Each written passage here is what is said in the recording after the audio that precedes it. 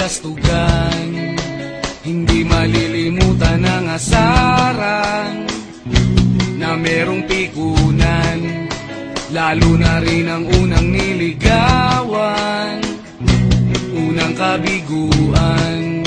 At dyan nasiseryoso ang usapan, ang pagdadamayan ng tunay at tapat na kaibigan. Kung mga buwan,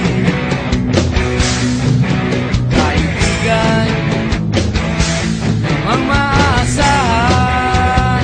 Oh, di na tayo mabata, edad may di nahahalata.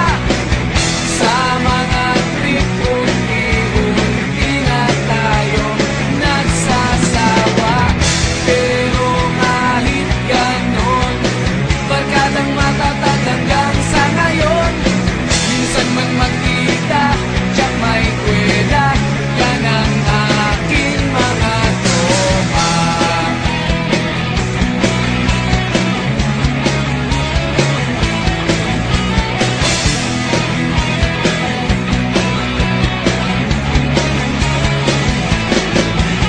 Inuman na pang magdamagan, minsan inaabot pa ng ayaan, na kung saan-saan, na para bang walang kinabukasan at kahantungan.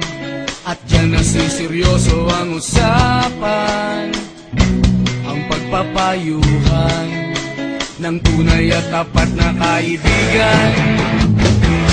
Kung mga baliw, kaibigan,